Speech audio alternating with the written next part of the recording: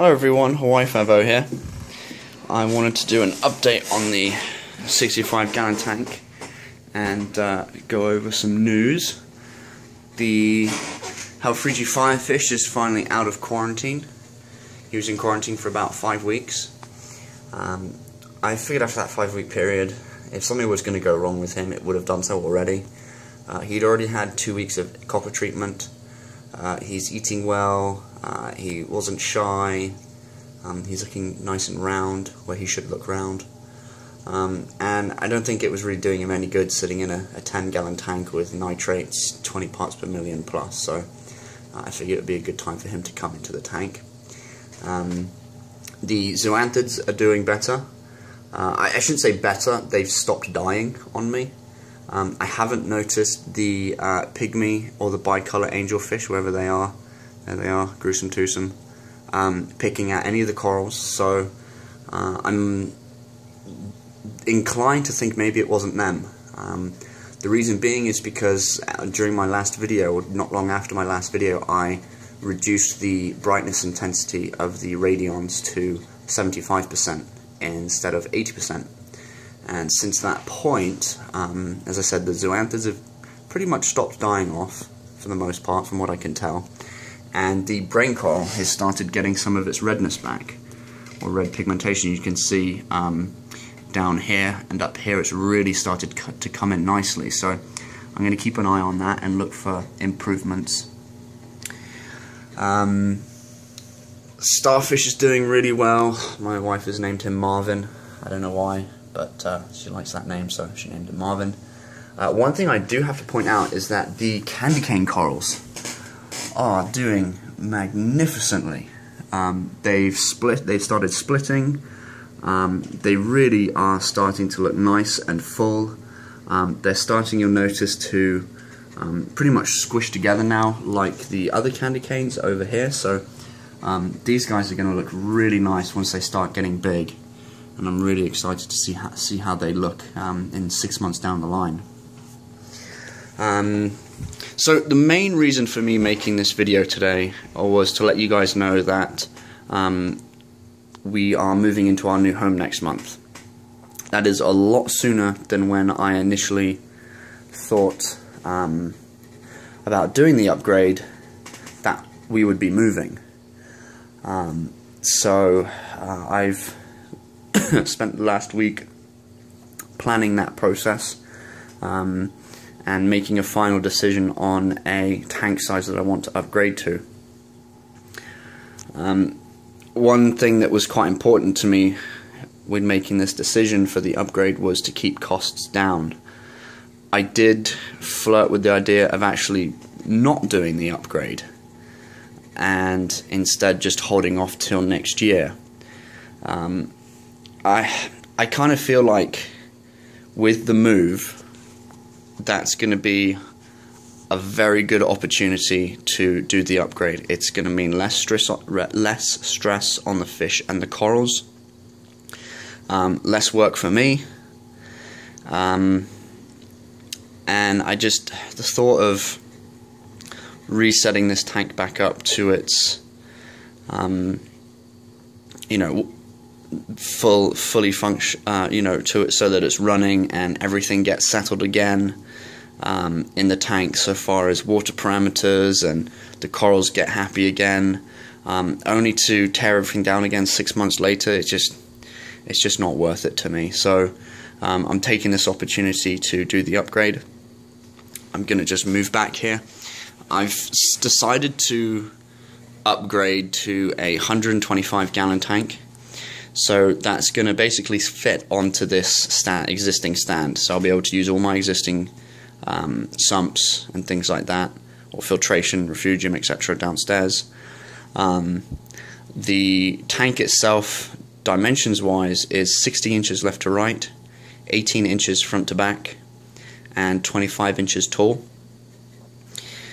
The tank will be coming from glass cages, and so will the canopy. I'm not going to go with the roll top canopy this time. The reason being is the roll top canopy for a 60 by 18 inch footprint is actually more expensive than the tank itself. and I'm all about keeping costs down at this point. So the glass cage's canopy is reasonably cheap for its size.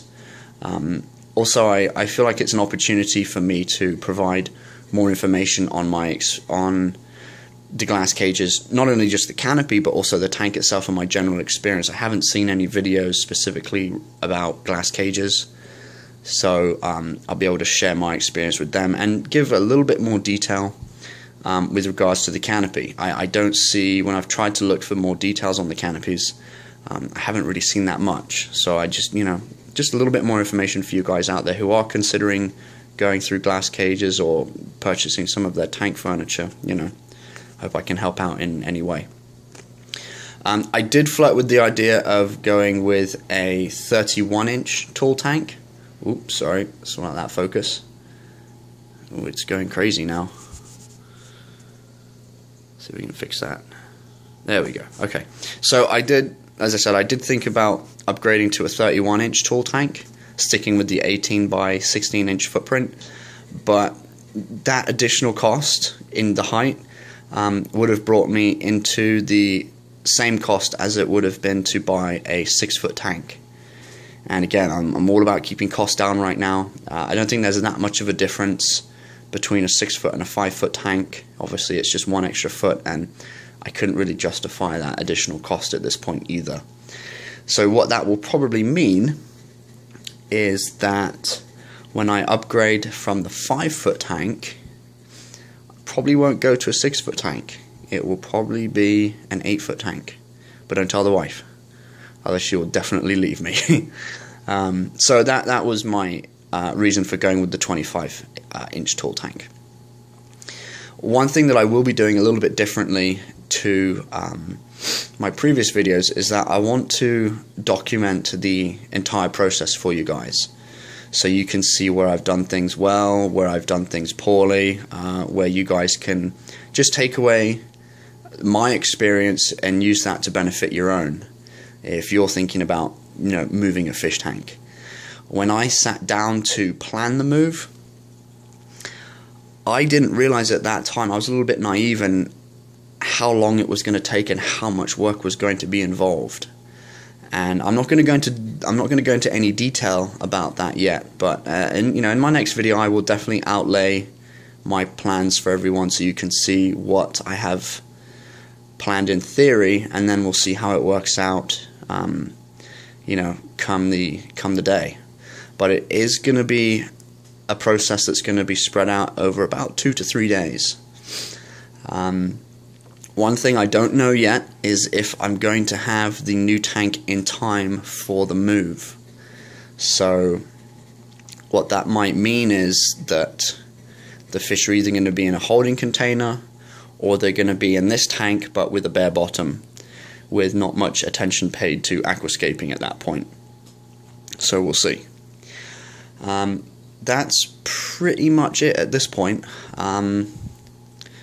On one of my last videos that I did, I don't think it was the last one, it might have been the one before, I was discussing my experience with Blue Zoo Aquatics, and I feel like I should just update everybody on that one.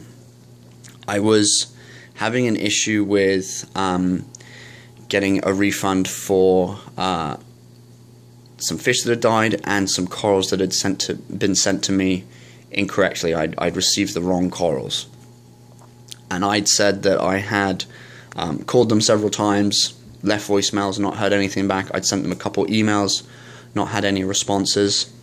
I still didn't get a call back from Blue Zoo Aquatics, and after a few days after that video had posted, so I called them during business hours. Remember, I called them during business hours about 15 minutes before they closed, and I had that voicemail that said that they were done for the day, even though it was within their normal opening hours, so I wasn't too thrilled about that. So I called them a few days later. I got to speak with a very helpful gentleman who was able to basically take care of everything right there and then for me. And he kindly pointed out that they had sent several emails to me. In fact, they'd sent 3 emails to me. The reason why I didn't get those emails is because they were caught in my spam filter. So, yeah, that explains that. So Blue Zoo provided me a full refund on everything that they should have, and they did respond to me. I was a little bit disappointed that they didn't call me though. I did leave a couple voicemails, and I was continuing to send emails as if I hadn't heard from them. So I'm kind of hoping that, in a perfect world they would have called me, but they were emailing me back, so they were responding to me at least. So that's how things were left with them. As I said, I'm still not going to be ordering any more fish from them. I think from now on the fish are going to be ordered from my LFS, or Diver's Den, or Aura, or something to that effect. I won't be ordering any more fish from them just because of the issues that I had. Now, I would say that if you were looking to buy a large amount of fish that aren't too expensive, and you're not too concerned with a casualty here and there, then yeah, definitely go ahead and do it. They provide free shipping on orders over $140. So if you are doing a large order, definitely do it. Corals wise, I've been actually really happy with the corals that I've received from them, except for the issues that I had with the mushroom corals. But apart from that, I've had no problems whatsoever, and I'm still absolutely amazed at the rose bubble tip anemone that they sent me. It's just an absolute beauty, and for the price that I paid for it, unbelievable. So yeah, very happy in that respect with their corals, and I will be ordering more corals from them in the future as well. So that's about it, guys. I will be back again in October, and that will be the beginning of the move and the upgrade process. So I'm really looking forward to it. I hope you guys are looking forward to it. And yeah, please rate, subscribe. Any questions, let me know. But I will see you next month. Thanks. Bye.